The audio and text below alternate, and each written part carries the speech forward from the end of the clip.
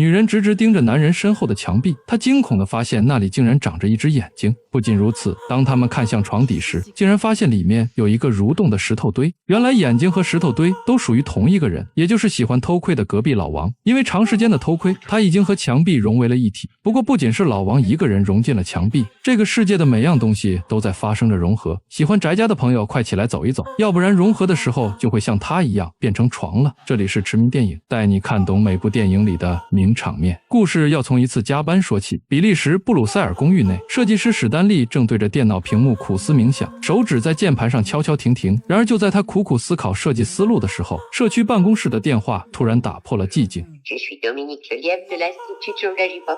35 ans, 1m79, mais je peux vraiment pas là. Comment jugeriez-vous de la qualité de votre vie sexuelle? 得知社区出现了传染病，史丹利当即打开了新闻，上面的图片触目惊心。感染者不仅身上会出现小肉粒，甚至皮肤也会出现木质化特征。他看到顺手给女友拨了电话，想提醒她周末聚会小心点。然而电话刚接通，疾控中心的最新公告就突然弹了出来。原来这根本不是普通皮肤病，而是一种传染性极强的未知病毒。Ce qu'on ignore encore, c'est pourquoi il s'étend aujourd'hui au monde animal.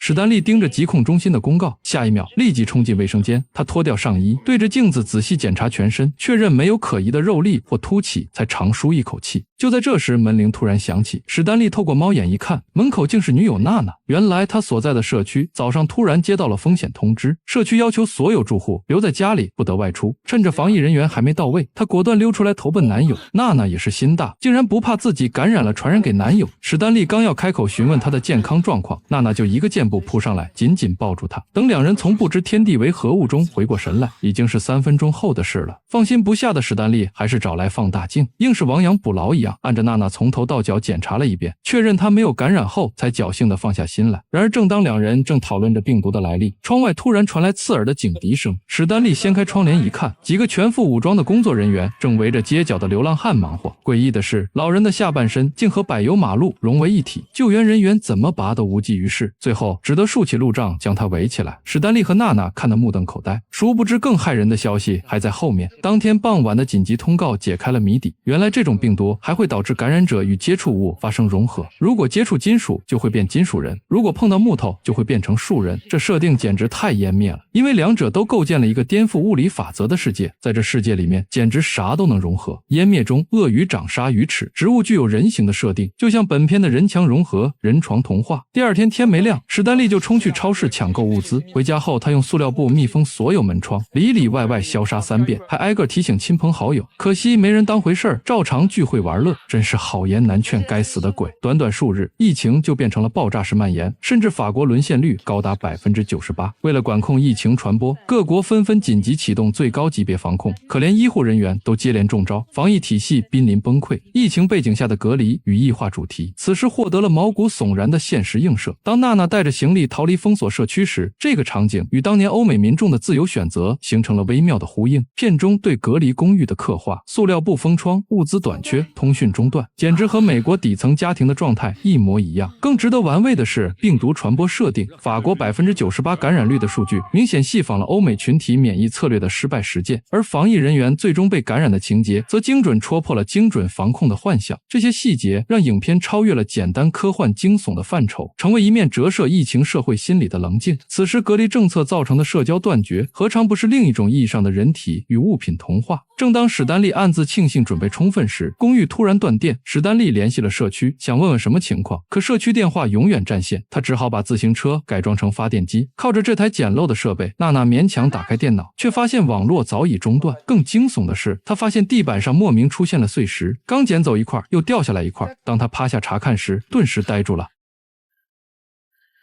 床底不知何时已堆满碎石，而这些石头仿佛有生命般在地板上蔓延开来。这根本不是石头，这是一个被石头融合的人。原来隔壁王大爷一直在偷窥史丹利和娜娜的生活，他在墙上钻了个小洞，却没想到感染病毒后偷看时，身体竟和墙壁慢慢融合，这真是大快人心。当史丹利发现他时，大爷已经有大半个身子嵌在了墙里。好心的史丹利刚想伸手帮忙把大爷拉出来，不料王大爷的身体突然开始膨胀扭曲。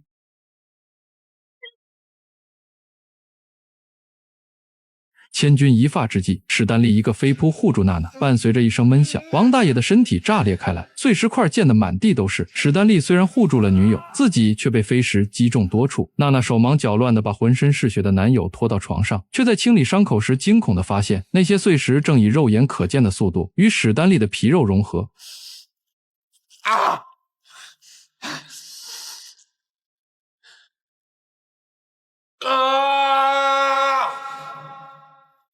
娜娜急中生智，打开丢垃圾的通道，向邻居求助。可整栋楼早已乱成一锅粥，楼上的太太还在哭喊着找她的宠物狗，根本无暇她顾。眼看碎石越嵌越深，娜娜只能狠心一块块往外拔。经过数小时的努力，总算清除了所有碎石，但史丹利却因失血过多陷入昏迷。3天后，史丹利奇迹般苏醒过来，两人尝试用发电机供电，想要获取外界消息，却发现所有通讯都已中断。就在史丹利郁闷的时候，电视里跳出了几段监控的画面。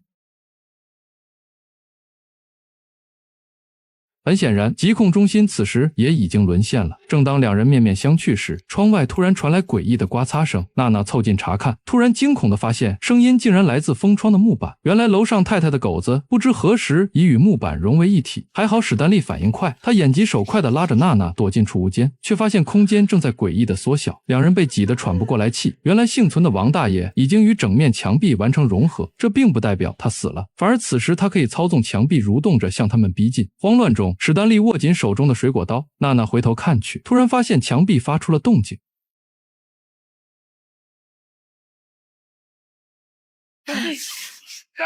当两人终于逃出杂物间时，封窗的木板已经消失得无影无踪。史丹利手忙脚乱地用家具堵住杂物间的门，但灾难仍在持续蔓延。随着病毒的持续扩散，他们储存的食物很快见底。虽然自来水还在流淌，可当史丹利准备冒险外出觅食时，却惊恐地发现娜娜的手臂上开始浮现出细小的肉粒，皮肤表面正像木头一样逐渐变得粗糙坚硬。短短一个下午，娜娜的病情就急转直下，她虚弱地躺在床上，皮肤以肉眼可见的速度变异。就在史丹利束手无策时，卫生间的垃圾管道突然传来诡异的声响，楼上太太的声音从管道深处悠悠传来。原来她早已与下水道系统融为一体。她劝史丹利放弃抵抗，因为整栋楼的人最终都会成为建筑物的一部分。史丹利冲到走廊上，发现整层楼都开始发生异变，而当他回到房间时，娜娜的身体已经与床单融合在了一起。不愿放弃的史丹利颤抖着拿起医用剪刀和止痛剂，可当他剪开第一道口子时，鲜血顿时喷涌而出。那些看似普通的床单纤维早已与娜娜的毛细血管网络完全结合。